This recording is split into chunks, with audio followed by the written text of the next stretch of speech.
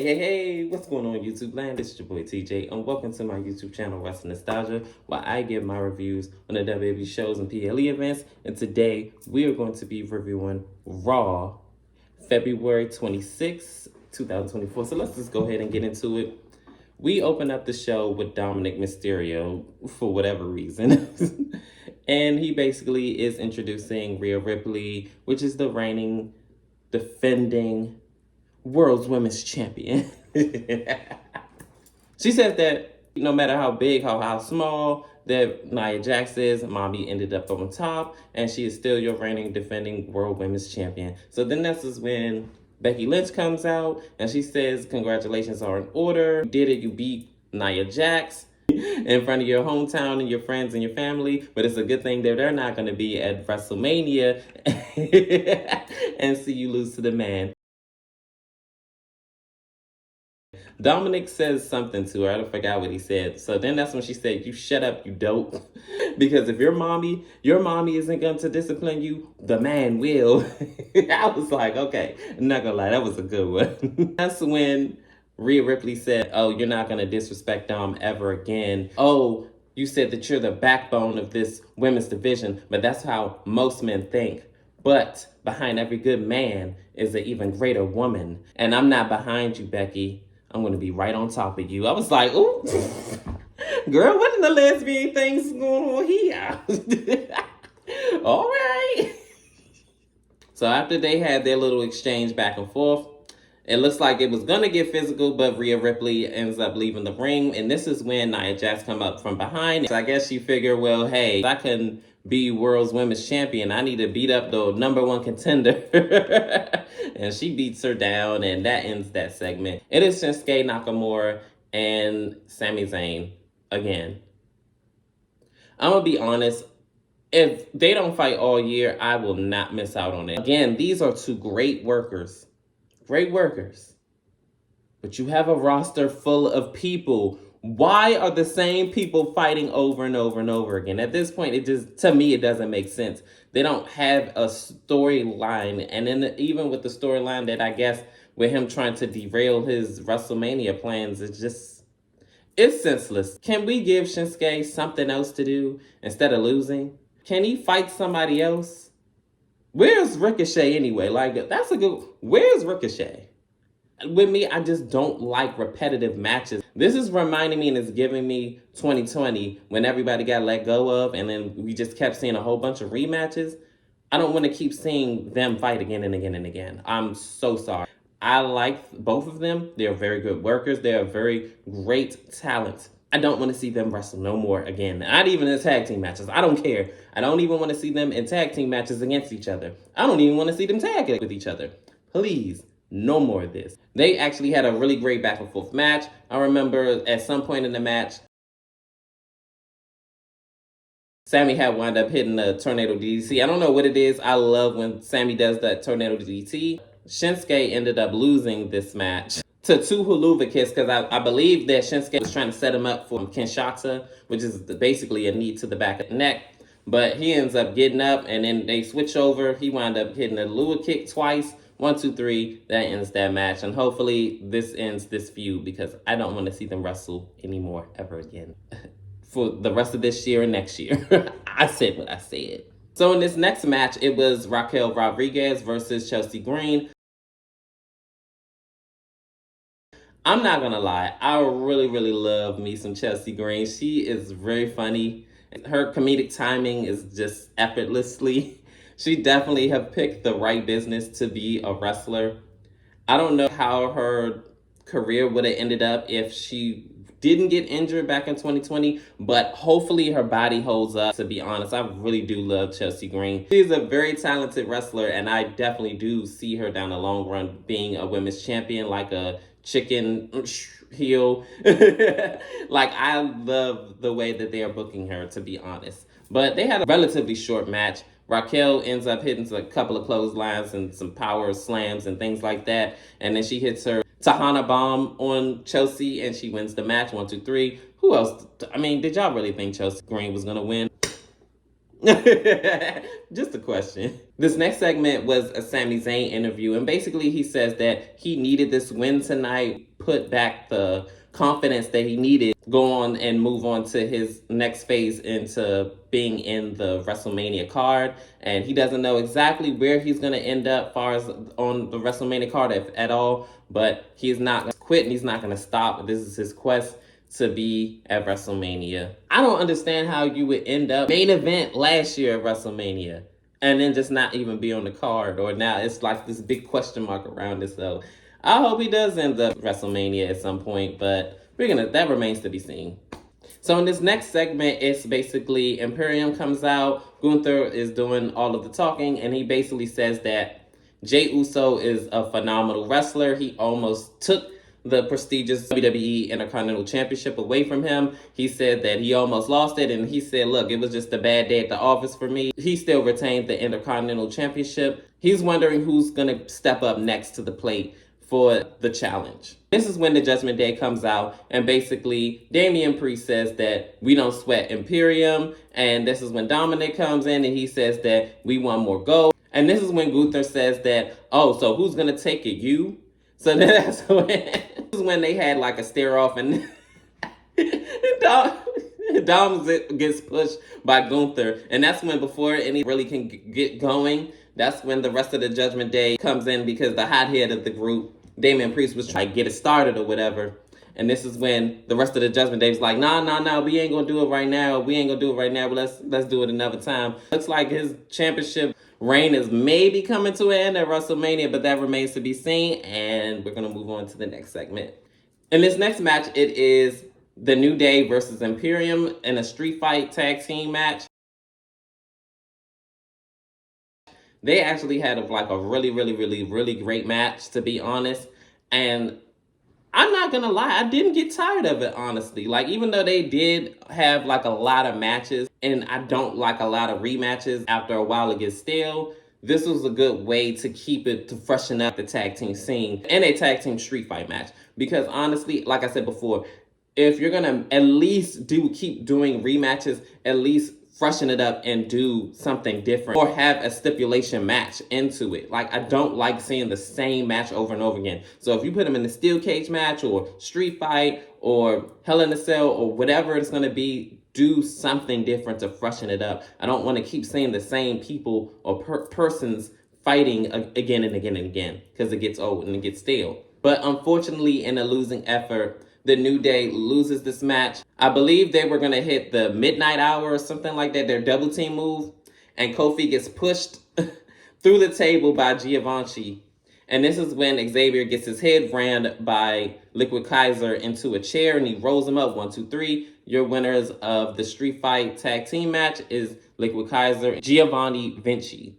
So that ends that match. I believe this is the end of their feud. I hate to say it, hopefully it is, unless they're going to be in a tag team multi-man match at WrestleMania, which I don't believe that's going to happen. But if so, I wouldn't be mad about it. I would be here for it. I actually wouldn't mind if they do like a TLC, I guess, 3 match at WrestleMania, because they already did a TLC 1 and TLC 2, 2000 and 2001. So I guess this will be the 3rd one, if I'm not mistaken. And they haven't done one in a long time at WrestleMania, actually. So I wouldn't be upset to see that match. I'm here for it if they do it. But that remains to be seen, and we're going to move on to the next segment. In this next segment, Chad Gable comes in, and he basically shoots his shot at Adam Pearce, letting him know that he wants the championship shot at Gunther's championship, because it's bigger than just him winning the Intercontinental Championship. Because last year, when he had his Intercontinental Championship match, he made his daughter cry, and it was right in front of his daughter in his hometown, and it was, mortifying for him. And he said that he needs to get revenge, and he needs to get that Intercontinental Championship away from Gunther, because it's bigger than just him winning the championship. It's about respect. And you know what? I'm here for it. To be honest, whether it be Chad Gable dethroning him, or not Damian Priest or Jey Uso, either one of those. Speaking of rematches,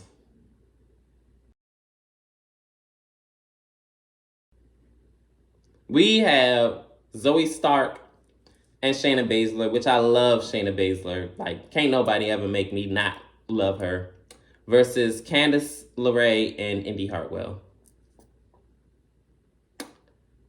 This is probably about like the third or fourth time they had a match. Can we not have them in a match anymore? Having a match, they had a pretty one-sided match. Zoe Stark and Shayna Baszler end up winning this match in the midst of Indy Hartwell trying to, I guess, do something with Zoe Stark. She didn't notice that Shayna Baszler tagged Zoe in, and then that's when she hits her, prayer through the clutch, the sleeper hold, and then she winds up tapping out, and they win this match. Hopefully this will be the last time that they face off. Please and thank you, WWE management. I'm begging you. This next segment, Drew McIntyre's in the ring, and it was so funny because he posed kind of like CM Punk doing the pipe bomb, and he, the whole sitting Indian style mic in his hand. But before he got to do that, he was in the ring and he says, yeah, I won the Elimination Chamber. I'm finally going to win a world championship in front of fans. He did win the WWE Championship twice, but it was crowdless, unfortunately, because of the pandemic. So he said that he busted his eardrum, and the doctor told him that he may not make it to WrestleMania. He said, yo, I'm going to make it to WrestleMania. You think I am CM Punk? So I was like, oh, he is not letting off that man's neck, okay? He better watch his words, because I seen some reports going in that he's going to be the special guest referee. So you want to lay low, okay?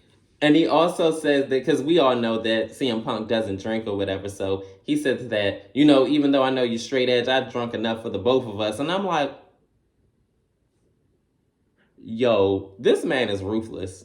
This new Drew McIntyre, cut above the rest. He did his little jokes and everything like that. This is when he ends up calling out Seth Rollins. He said, look, let's just go ahead and get straight to the point. Seth Rollins comes out and he told him congratulations are in order. You know what I'm saying? You finally got an opportunity to finally win the world championship in front of a crowd. The only thing is that I'm standing in your way, and he is the revolutionary and all of his whole stick. So, and this is when Drew McIntyre told him, look, I don't understand why you're concerning yourself in Cody's business. Your obligation is on Raw. Your obligation is here on this show to be the world champion, defend your championship here. Why do you care so much about what's going on SmackDown with The Rock and the Bloodline business? So then this is when he said that, you're right, concerned with the Judgment Day business and everything like that, but I was selfish in my career, and every time when I got to a new glass ceiling, broke a new glass ceiling, I always felt empty inside. So now I want to give back, and I want to help others, and I don't want to be in my selfish era no more, and this, that, and the third. And he said that eventually what's going to happen is the Bloodline is money hungry, and they're greedy for gold. So eventually they're going to come looking for whoever it is between the two of us, whether it be Drew McIntyre or Seth Rollins. They're going to go after one of us. And with every fiber in my being, I'm going to make sure I take down the Bloodline, even if it kills me. Basically, that's the gist of what he said. And then that's when the segment ends. Also said that some risks are just worth taking. And this next match is Liv Morgan and Nia Jax. This was pretty, this match was okay. I could have took it or left it. But as they had a pretty standard back and forth match. Liv did her little cold break. Of course, Nia ragdolling her around. But of course, Becky Lynch comes out. Liv's getting her little flurry on, and she was outside the ring. This is when Becky Lynch wound up coming out and attacking Nia Jax. She actually made her retreat. And I was all like, God damn, guess the fire got a little too hot and you had to leave that kitchen, huh? But that ends that match. This next segment, Becky winds up to having a conversation with Adam Pearce, and she says, I want a match with Nia Jax. He gives it to her, and this is when Liv Morgan said, I was in the middle of something, but I guess you don't care. Everything's not about you, Becky. And I was like, well, technically, Liv, she attacked her earlier than Nia, but I get where you're coming from. You could have waited until after the fact. But, you felt what you felt, and you said what you said, so we're going to end it right there. In this next segment, oh my goodness, this is so savage. Jey Uso says that basically, the gist of what he said is every time when he's trying to have some upward momentum and take a step in the right direction, it's always something or someone pulling him back. And this and the third, whether it be bloodline, whether it be friends or whatever, I just can't win for losing. So this is when Drew McIntyre comes and he says, look, you know, just sincerely, I wanted to tell you that I pray for this and you deserve everything you got and more. And I was like, yo, you knew you deserve a punch to the face for that. So they wind up like fighting, and this when security breaks them up. So I'm guessing, I guess next week they're gonna have a match. I don't know. I'm gonna look it up to see, but wow, that was crazy. We're gonna move on. And this next match is the main event, which is Cody Rhodes versus Grayson Waller. They actually had a really, really great match, actually. Austin Theory, of course, tries to, you know, get involved, but it doesn't work out in his favor. But Cody Rhodes ends up winning this match. He ends up doing the crossroads, 1, 2, 3. He wins the match. And of course, Paul Heyman comes out for whatever reason. I'm like, ain't your show on SmackDown? Ain't that your friend? You so beautiful. I need you to just take it easy for me. Ain't that your friend? I need Ain't you to that take it your easy for friend? me. Ain't that your friend? I know, listen to me. Ain't that your friend Finder? Ain't that your friend? Ain't that your friend? Go over there. Like, he comes out. He basically tells Cody Rhodes to keep The Rock's name out your mouth. Angel. Keep my wife's name out your fucking mouth. And he said, and what if I don't? So then they have a little banter back and forth. Of course, he doesn't come by himself. He comes with security. And this is when Cody says, look, if this is a setup, then tell the bloodline that go ahead and come get me. He said the bloodline isn't here, and yada, yada, yada. They go back and forth. He beats up the security and sends them off on their way. And that nothing gets resolved. He wants a match with The Rock. He said what he said. But that ends that segment. Comment down below and let me know, how did you feel about Raw? To me, honest, I did like it. But the only thing, I don't know, it's kind of, I'm going to give it like a C. Anyway, comment down below, like, share, and subscribe, and all of that good stuff, man. Peace. I'm out.